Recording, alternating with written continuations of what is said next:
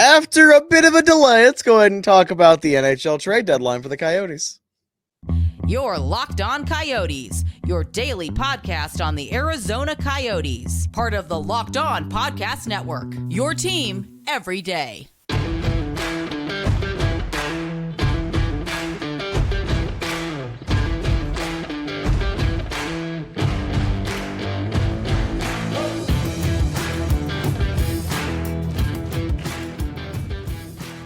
Welcome to the show, everybody. This is Locked On Coyotes, #1 daily podcast on the Arizona Coyotes. I'm your host, Robyn Leonio, alongside Matthew Jacobson.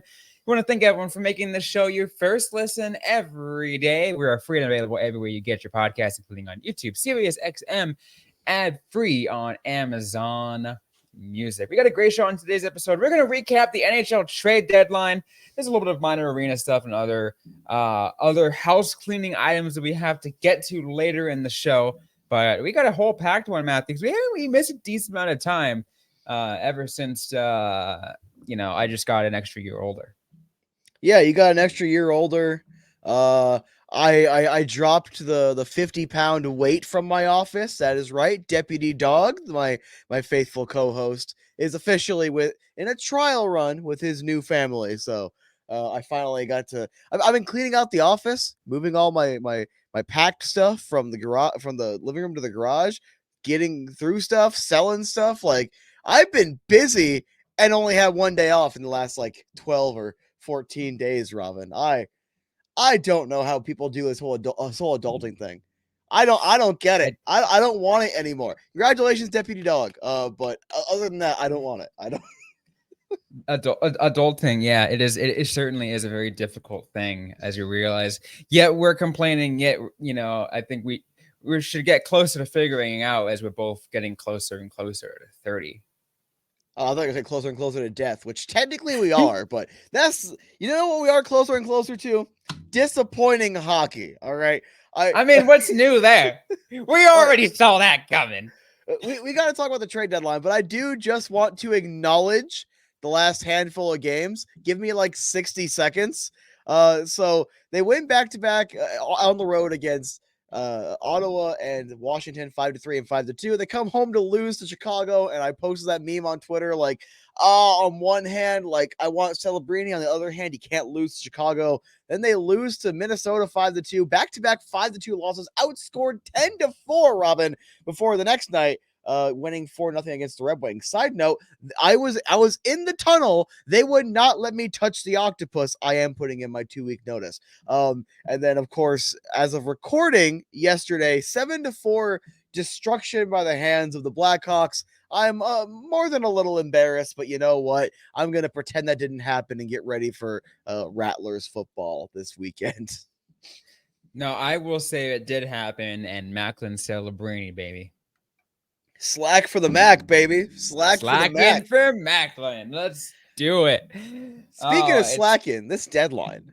Robyn, oh, yeah. What's your knee-jerk reaction? I get it, all right? I get it. We did not have a Jacob Chychrun to trade this deadline. And while there might have been some rumblings of a Karel Vejmelka, some speculation on a Nick Schmaltz, which I'm not expecting that trade was going to happen. Always a little bit speculation. Less so, yeah. But they end up trading 3 players. What's your knee-jerk, no thought behind those eyes reaction to what they got back for these players? For what they got back, honestly, not entirely surprised. I kind of was looking these guys don't have an incredible amount of value. If they get just decent amount of draft picks, I'll be happy. And they did. But in the sense that not necessarily, I guess, happy because they got what I expected. But also, I would have loved for the Coyotes to try to get more assets. That didn't happen. I will say this. I really think that, and I was talking about this to some of my coworkers at my day job, and I was saying, hey, look, if there were 3 players that I could pick out of a hat to say these 3 players are going to get traded from the Arizona Coyotes, the 3 players that got traded out are those exact 3 players. Let's start off with Troy Stecher. Trade gets traded last year, signs back. So signs the free agent, gets traded, signs back, gets traded again. Both times the Canadian teams last year, Calgary. This year, I do think the return for him is better. They send him alongside a 2024 seventh from Boston to Edmonton in exchange for a 2027 fourth. Let me try to do some off the cuff napkin math. That would mean those players are about 14, 15 right now. Roughly, yeah. So I suppose go check your local high school for who the Coyotes are going to be signing or drafting with these picks. The round pick, not great. Like, all right. Let me rephrase what I'm going to say. Because of course it sounds disappointing. Because obviously, again, we're used to having these big hauls. It was a rental. Stetcher is a 6/7th defenseman. Solid, good veteran, but that's all he is. A fourth round pick, and you're giving up a seventh in exchange. I think it's fair. I think it's fine. Oh no, absolutely. And I think that's the thing too, is you got to understand that depth pieces only go so far, and that's what we knew Stetcher as. Yeah, sure, he always had a great attitude, but at the end of the day, attitude isn't the sole thing that's going to win you hockey games. So it's that, and that's why I'm not surprised that we saw that it came. I was like, yeah, you got traded away last time. It's going to get traded away again. It's just part of the cycle. Interesting though that you mentioned though is for 2027 fourth. Like, I'm not sure where the decision was to go that far. Maybe the scouts are already looking at a draft class that deep. I don't know. It's probably a kick the can type thing where it's like probably right now this team Edmonton's not going to care about that fourth. So if you kick the can another year or two instead of getting like a fifth, you get a fourth out of it. Might be the logic behind it. Let's talk about the one that hurt. And Logan Cooley talked about this one a little bit. And this is the main reason I was a big fan of Zucker is he has that drive and he also seemed to have a really good connection. Maybe not offensive. I'm trying to think of the correct word, chemistry with Cooley, but they had a good connection on and off the ice. Jason Zucker for a 6th round pick in 2024 to Nashville. And I tweeted out, and I do want to talk about this just briefly. I tweeted out that when one of the first dominoes fell, I'm like, hey, that usually means the price goes up as long as the market demand doesn't also go down by the same extent. Then everybody else got traded. And it was pretty much Zucker was one of the last guys. Here's a 6th round pick. I know he had a disappointing year so far. He had 9 goals, 16 assists, 25 points. Not bad totals, but very disappointing when you compare it to his last year in Pittsburgh. 32-year-old winger. I think if they would have retained, they might have gotten as high as a 4th, but for some reason they just chose not to retain. I think I have a bit of a theory, but we can talk about that in the 3rd segment. So you get a 6th. That one kind of stings a little bit, but also he probably wasn't going to re-sign anyway. You might as well get that free asset. It was a free agent acquisition. Yeah, absolutely. It was essentially, you netted some. You got some stuff out of it. And I think that's definitely the positive outlook for it. I think you're right though, it does sting. As I mentioned, I'm still not surprised, but it does sting, especially because he was for quite a decent amount of this season, a very, very suitable line mate to Logan Cooley. So it was essentially being that line mate leader for Logan Cooley. So to see that, to see him get out of there, it's like, yeah, that hurts, but that's also part of the business of hockey. Yeah, and I think Logan talked about it. Also, I think Zuck mentioned it briefly. I only caught a very, very brief headline, but it's like that's just a business side. And finally, the one, Kyle Pereira. I love you, man. The fact that he 2 months ago he sent me a DM. The trade he sent me. I'm not going to bring it up because I'm not going through my DMs live right now. But the trade he sent me was very, very. I will jump at that. I think he involved a prospect I liked. Instead, but he said he didn't want him in Tampa Bay. He goes to Tampa Bay alongside a 2025 7th for a 2027 5th.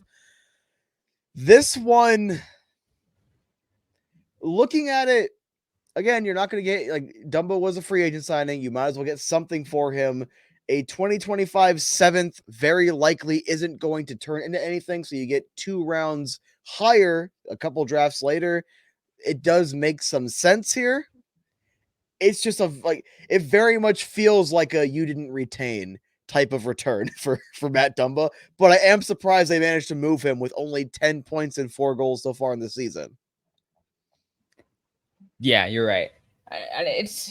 There's a lot to it. Like I said, there's a lot of moving parts. To me, it was just one thing. You just had to get something out of it, because I didn't see him staying at all. He was literally just there. I had little expectations, so I feel like that, either way, no matter what, trading him out and getting whatever asset you got was decent. 2027 5th, it's sure, I'll take it. Something that just came to me as you mentioned 2027 again, and I was like, holy crap, I will be 30 by then. That just gave me an existential crisis that I just cannot even think about right now. As I was telling you before we were recording, Matthew, about my bucket list I want to do in the state before I turn 30. So I was like, wait a minute, that's 2027. Oh my goodness. You're getting old, Robyn. You're getting up there. But that is our little tidbits on the trade deadline. Very underwhelming. However, when you actually look at what they had to offer and the fact that there wasn't a Vejmelka trade, like I said, I just brought up Schmaltz as an example, not me advocating for that trade right now, just like a Schmaltz trade or whoever else. Like, you didn't have any of the bigger pieces or any more valuable pieces. It makes sense what they got. It also, they got punished a little bit by not retaining. And like I said, we'll talk about that in the third segment, but I'm not upset. I think from the Coyotes perspective, as of right now, who, like, at least who's a winner in this scenario, as the Coyotes being sellers and only those three players being out? Dylan Guenther. I was going to say the Tucson Roadrunners. Oh, no, because they're still going to have to suck for the next month until these guys are ready to get sent back down. Like, they didn't even get expiring contracts back just to have some warm bodies in the NHL. So, like, Tucson's been struggling recently, and the only kid they really got right now is Josh Doan and, like, Maximilian Zuber. Look, they will, like, no matter what, those, like, I feel like what the Tucson Roadrunners team they have right now, they have enough gas to make it to the Calder Cup playoffs. They should. Yeah, they should. On paper and based off how they've been playing all season, even without their top players, they should. By the time all those waiver eligible players come back down, it should be all good. It should. It should be fine. Now, something more fun. We have some arena stuff, a little bit of an update, and a little bit of a correction on my part after a quick word from today's sponsor.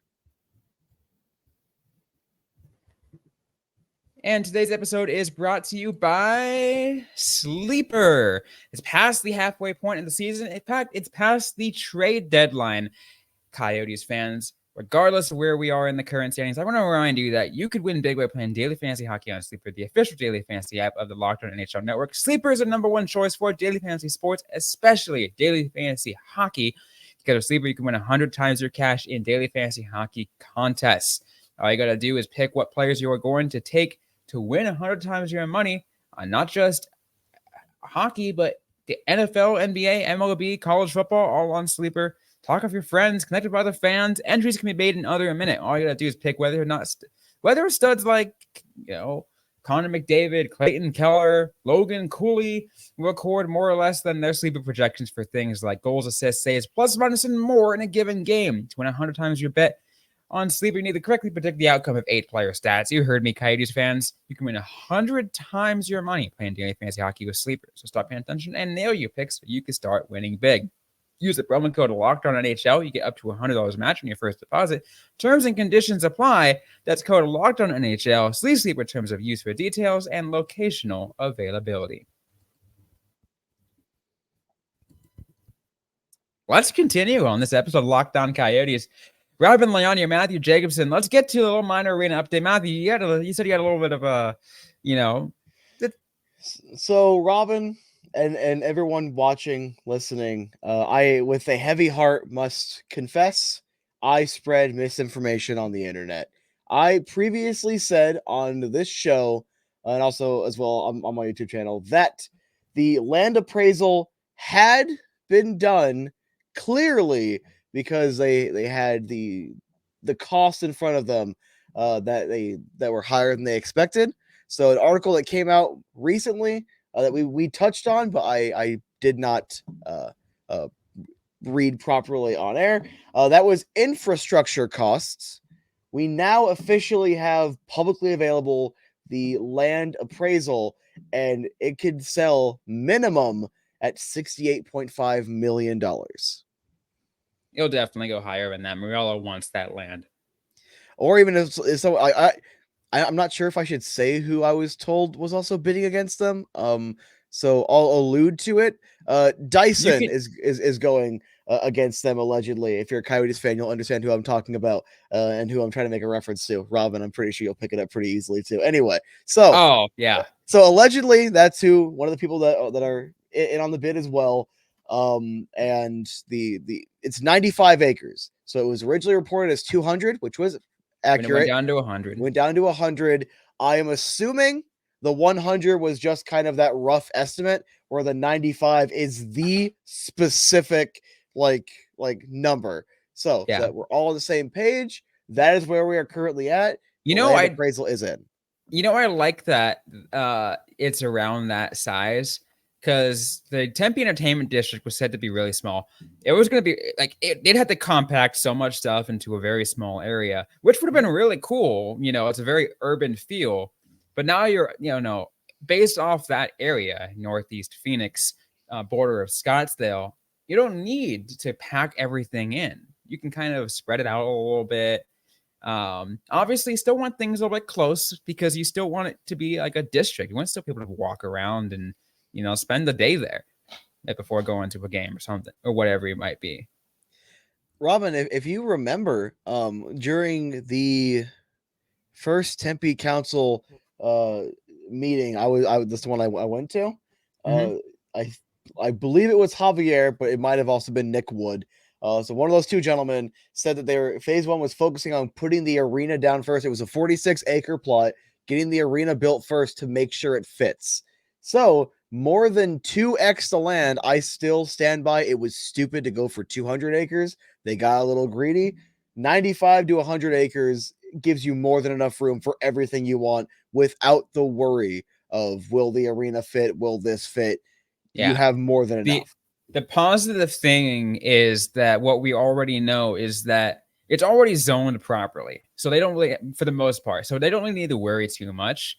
And Robyn, another piece of misinformation I spread. It's zoned for everything but the hotels. You were a little more accurate than me on that. It's still stuff that I'm trying to get up to date with. It's zoned for the entertainment. It's zoned for it was technically zoned for a theme park. So you can do your arena, your retail, the theater they still want. It's like I think it was the hotels, which is a pretty easy thing to be able to. It's a council meeting. Yeah, it's incredibly easy. Plus, let's also be real. I think maybe if anything, I will say this, you want the hotels, but I think if there's anything, I think the Princess might not be entirely too happy about that since they're right there.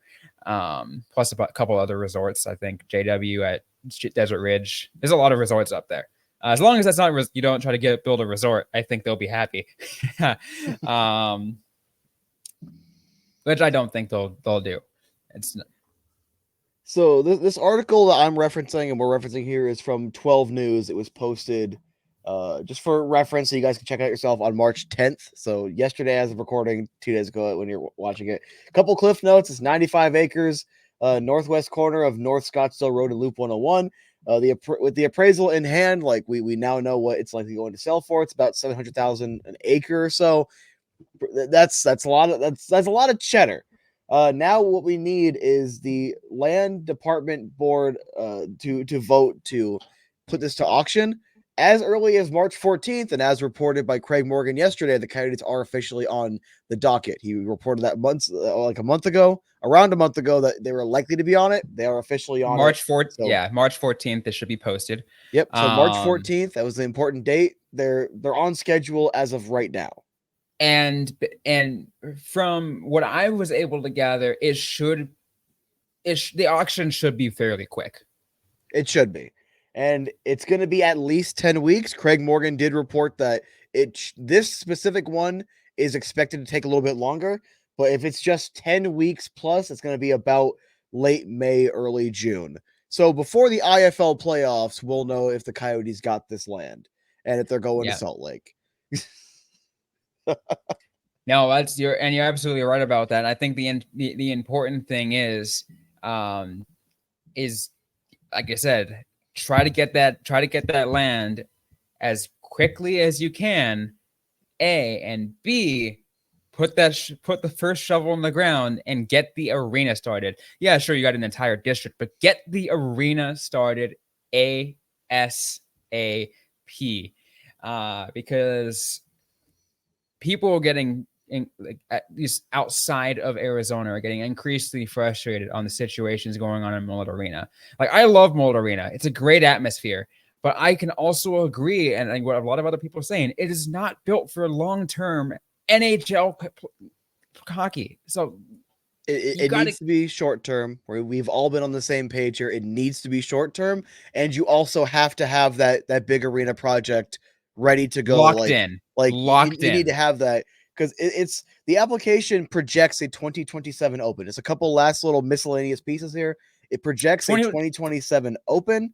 The application is for mixed-use development and does not specify a professional hockey arena to be built on it. I just want to explain that real quick to Coyotes fans. For out-of-towners, I quite frankly don't care. You guys are window lickers anyway. You guys aren't going to understand this. But you don't pay attention to Arizona politics. Yeah, you guys don't understand none of this. So just for Coyotes fans, my actual concern is that regardless of how this process goes down, it all depends on how the Board of Governors feels. My personal opinion, I've not been told this. My opinion, based on them wanting to keep the team here, is since the team is cash flow positive and this is moving forward, they still have to secure the land. But since this is moving forward, I think the Board of Governors will let this play out. However, I agree with Craig Morgan and even Elliot Friedman. This is Morello's last chance. Yo, absolutely. And let's remember this. The Tempe Entertainment District was meant to be a 2-phase project, right? Where you had the arena plus a few other things in phase 1, and then the rest of it, like the housing and everything else, in phase 2. I would not be surprised if this goes even brought down into multiple phases where legit phase 1 is just the arena. Like I'd have to see the proposal, but it wouldn't surprise me if that's what I'm saying. If the context of many meetings that the league has had with the Coyotes is get the arena done first. I don't care what comes next. You know what I mean? You know what I mean? It absolutely has to be, because anything else, it could slow down the project in which the arena opens up. Because the 2027, I think, is like when like most of that entire district is open of a bunch of other buildings. The arena needs to be done before that. I think it's just for the opening of the arena, because if they close this deal, let's just say it's the late May. So you got to close that. You got to have, I think, the Phoenix Council meeting. They have to make sure if they haven't already started the process, they got to make sure to resubmit all the paperwork so that way it can get approval through not just the county, but also the city of Phoenix. It could be more red tape that could delay the shovels in the ground till, I don't feel educated enough to say, so I'm just going to say the start of next season, just as an offhand. I'll say the only thing to remember and keep in mind is the speed of construction lately like for a lot of major arenas has picked up to be very quick. And that's for major arenas. We're talking like the the Raiders football stadium in Las Vegas, or SoFi in Los Angeles. Those took a few years, but still fairly quick for all things considered. Yeah, and just to get back to explaining this to Coyotes fans, my one concern was no matter like if the board of governors got tired of this and they were forced to sell, Morello still will make money off this land. Just because it does not specify a professional hockey arena will be built on the site because the application is for mixed use does not mean a hockey arena will not go up. It's just we knew this was an entertainment district as well, and Javier has restated multiple times they still want the theater, they want the practice facility, they want the shopping, they still want all of that. So this is definitely going to be, if you don't understand, it's going to sound a little scary because theoretically, even if Morello was forced to sell the team and the Coyotes left and he still got the land, he's still going to make money. However, I just because it doesn't specify does not mean that that's not the plan. So just in case that slips through the cracks and anyone's a little concerned, just keep that in mind. Absolutely. Well, we're going to close out some thoughts. We got some thoughts to share, maybe a little bit of access to grind, whatever terms you want to use. I got some thoughts. Some thoughts to share to close off this show. We are running a little overtime, so we got to get to a quick word from our sponsors on today's show. And today's episode is brought to you by eBay Motors. Passion, drive, and patience. What brings home the winning trophy is also what keeps your ride or die alive.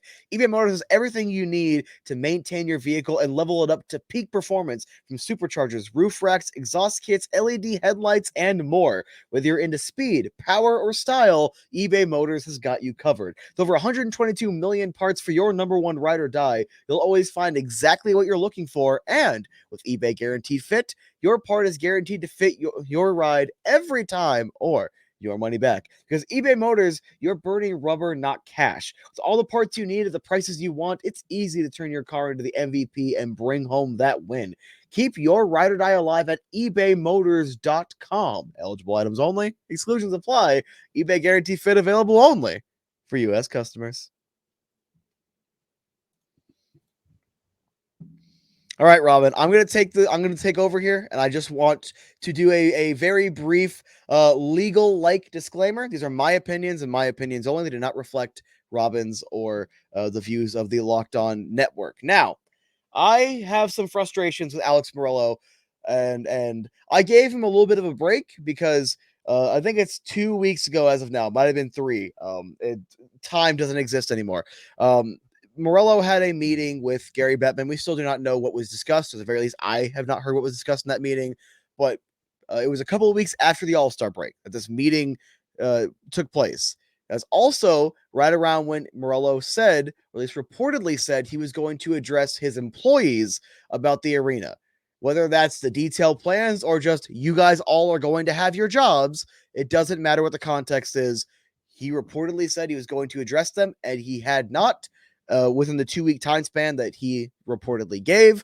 I gave a bit of a pass because it lined up right with that meeting with Gary Bettman I was hearing about. So I'm like, it makes sense to do it after that meeting.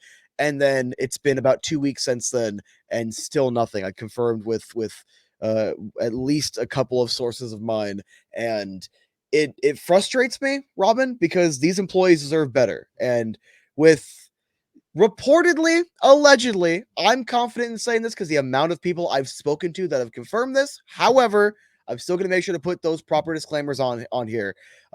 Since allegedly there's a lot of turnover right now within the organization, especially since there is allegedly a lot of budget cutting and a work environment that is not exactly what it should be.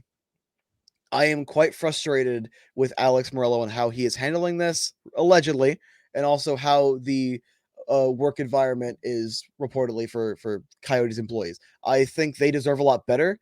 these are some damn good people, Robyn.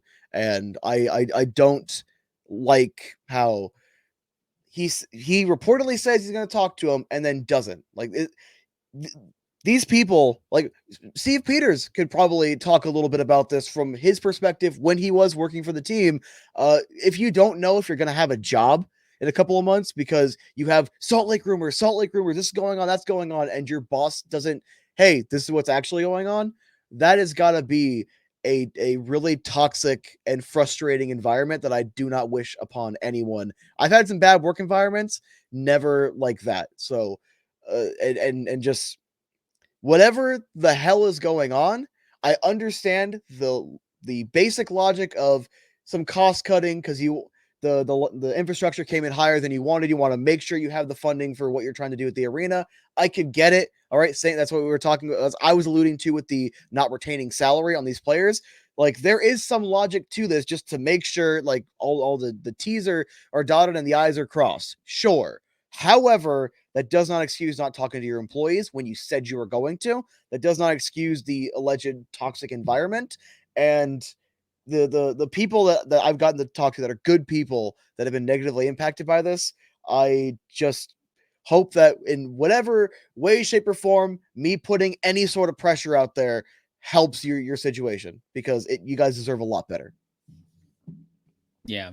Like I will say this just so, just to chime in a little bit so people can understand what's going on, is I personally am unable to comment on this. I've heard sources say things, but I cannot say anything at this time. So I cannot comment, I cannot confirm anything, and I won't confirm or deny any of it. All I will say is, if everything that Matthew is saying is true, that's just terrible, right? You're right. There are some fine people. I think both you and I know a decent amount of people working for the Arizona Coyotes organization, and I feel like, and I could say from my perspective, people that I know in the for the organization, they're great people. I love them, good friends. Yeah, damn good people. That again, whatever it is, figure it out. Like I'm not gonna pretend I know how to run a business, but I know this is probably not how to do it. And also, there is one I just, so I don't forget. I understand. Oh, you don't want to give your entire business pitch internally. That's how stuff leaks. And sure, there could be like the potential of, oh yeah, I'd love a leak to come out so I can report it. However, if you don't want to tell your employees internally, do not publicly say that you are going to say something, or like do not put it out in the presses or whatever. However, Elliot Friedman was one of the main sources that said this, and I recall Gary Bettman as well. However, I could not find that footage, so asterisk there. All right, it's very easy to attribute things to the wrong person when you're doing as much consumption as I do for this job.